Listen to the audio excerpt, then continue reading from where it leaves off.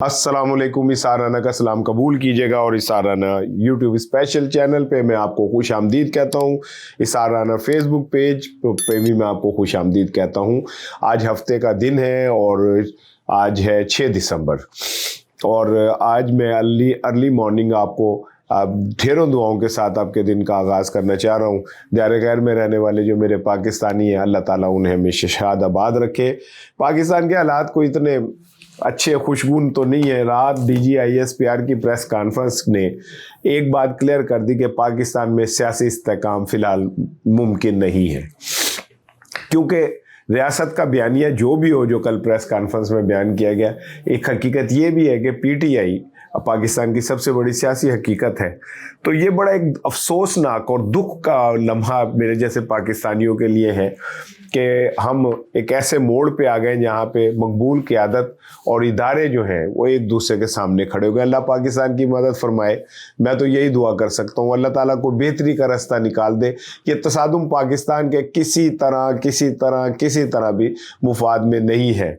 हज़रत भाईजान फ़कीराना है सदा कर चले, मियाँ खुश रहो हम दुआ कर चले, ऐसे दुआ ही कर सकते हैं भाईजान, होर कर की सकते साढ़े हाथ है कुछ नहीं। एक ज़बान है जिसकी हम अपनी हुर्मत के लिए सुबह से लेकर शाम तक भागते फिरते हैं कि ये कहीं कंप्रोमाइज़ ना हो, ये वही बोले जो मेरा ज़मीर बोल रहा हूँ। तो मैंने तो ज़मीर की आवाज़ आपको भाईजान सुना दी है कि रियासत का बयानिया जितना मर्जी तगड़ा हो, लेकिन हकीकत ये भी है कि PTI पाकिस्तान की सियासी हकीकत है। और अगर PTI भारत के साथ एजेंट हो गई है तो KPK के अवाम 4-4.5 करोड़ कहाँ जाए।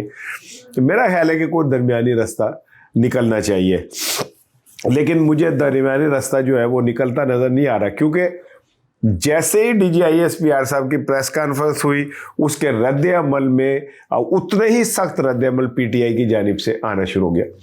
कल के दिन यानी जुम्मे के दिन KPK की हुकूमत ने 51 मुकदमात 9 मई के ख़त्म कर दिए।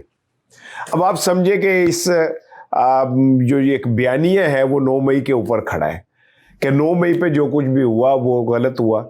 तो एक तरफ DGISPR साहब जो प्रेस कॉन्फ्रेंस कर रहे हैं बड़े धड़ल्ले से, और उन्होंने कह दिया कि उस कल की प्रेस कॉन्फ्रेंस का सीधा साफ जो मसला मतलब ऐसी क्या कि भाईजान फौज ने तय कर लिया कि PTI का कोई पाकिस्तानी जो नहीं होना। लेकिन ये तो मतलब तय तो कहीं ऊपर ही होती है चीज़ें। दूसरी जानिब KPK हुकूमत ने उसी दिन 51 मुकदमात ख़त्म कर दिए 9 मई के। तो ऐसा लगता है कि अब लड़ाई जो है वो एक ऐसे मुकाम पे चली गई जहाँ पे मेरा ख्याल है नहीं जाना चाहिए था, नहीं होना चाहिए था। क्योंकि मंगल को मैं आपको बता दूं, मुझे फ़िज़ा के अंदर को बड़े तसादुम की स्मेल आ रही है। 26 नवंबर जैसा वाक़या हो सकता है, क्योंकि ऐते पत्थर थे लकीर है कि इमरान खान की बहनें अडयाला जेल पहुँचे। दूसरी जानिब वो जो वज़रा हैं उन्होंने क्या नाम ऐलान कर दिया कि हम सख्ती से निपटेंगे। अब ये वो तो नहीं निपटेंगे, उन्होंने की वो है कि वो निपटन जिन्होंने निपटना है उन्होंने निपटना है। तो क्या अगर मालिमा खान और नौरीन साहिबा और डॉक्टर उज़मा वहाँ पहुँचेंगी तो क्या उनके ऊपर तशद्दुद होगा? सख्ती से निपटा आईनी हाथों से क्या निपटा जाएगा? क्या होगा? वहाँ पे गोलियाँ चल जाएंगी? क्या होगा? ये बड़ा खौफनाक है, क्योंकि अलीमा खान ने कहता है असी तो जाना है, कोई जावे ना जावे उनके जी असी तीन भैन जावगी। यानी कि आप समझ लें कि DGISPR की जो प्रेस कॉन्फ्रेंस है वो एक खुली धमकी है।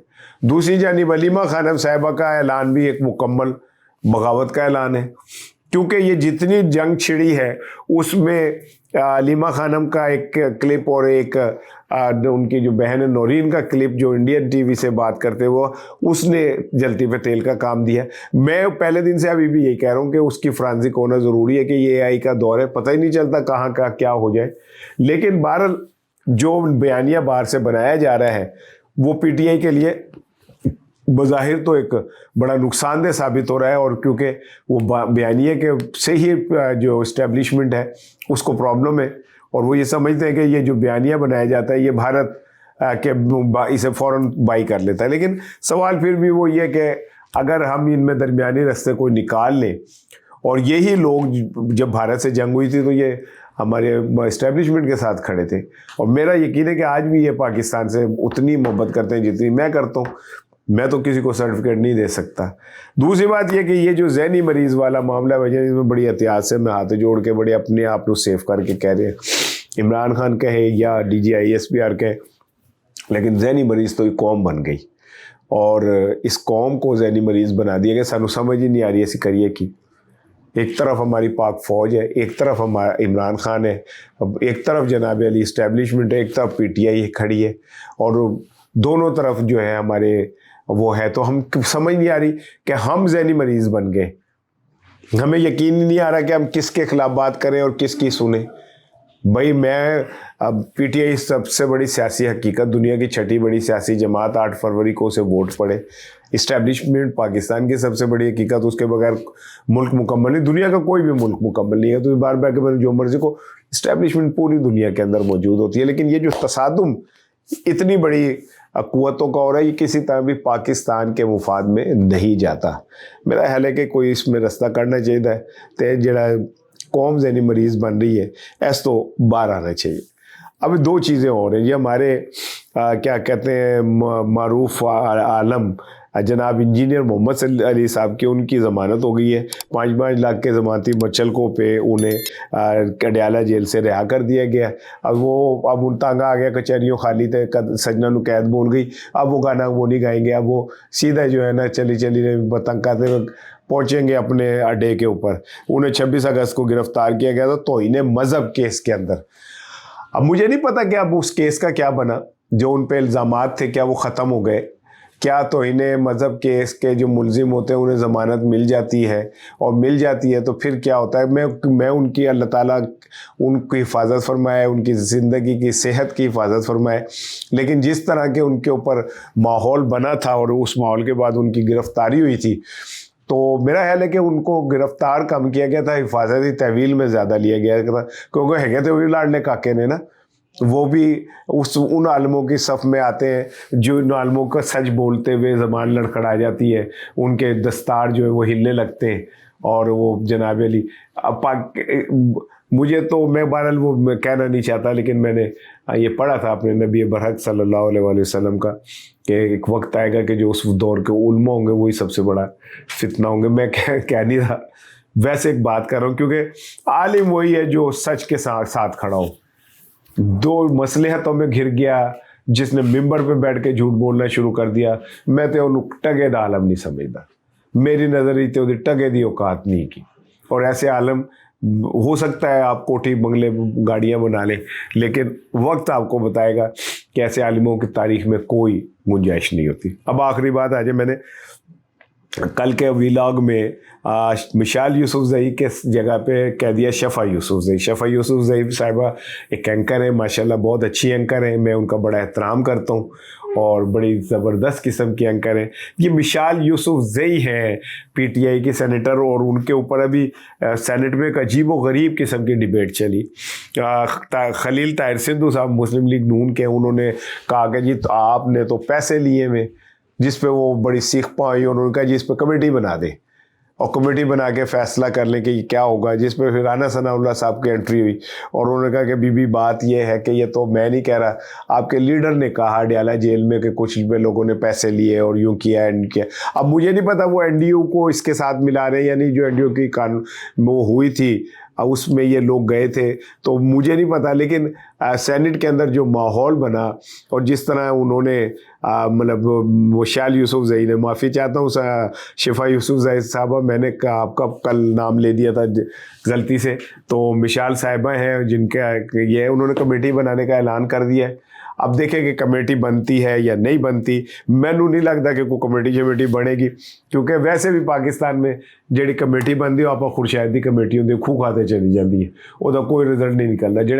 جس کام کو آپ نے تباہی کی طرف لے جانا ہے, جس کے اوپر آپ نے پکو ٹھپنا ہے, آپ اس کی کمیٹی بنا دیں, بس وہ بعد کمیٹی کھیڑ دے رہو تو گل کدھر چلی جائے گی, لیکن آپ کو اس کا کوئی رزلٹ جو ہے وہ نہیں ملے گا. جاتے جاتے میں ایک غزل ہے, اس کا کچھ شعر میں آپ سے شیئر کر دوں. ایسے صبح کا وقت ہے, اچھا ہے ذرا پوئٹری سنے, موڈ آپ کا اچھا ہو جائے. کہتے ہیں وہ تخت پہ جو شخص تھا نشیں رہا نہیں رہا, وہ تخت پہ جو شخص تھا نشیں رہا نہیں رہا. دلوں میں ایک روز بھی مکی رہا نہیں رہا. وہ تخت پہ جو ایک شخص تھا نشیں رہا نہیں رہا. دلوں میں ایک روز بھی مکی رہا نہیں رہا. گلی گلی پہ ہاتھ سے گھڑی گھڑی کے وسوسے, گلی گلی کے ہاتھ سے گھڑی گھڑی کے وسوسے, کسی کو اگلی سانس کا یقین رہا نہیں رہا. نظر سے لوگ گر گئے, ذرا عروج کیا ملا. نظر سے لوگ گر گئے, ذرا عروج کیا ملا.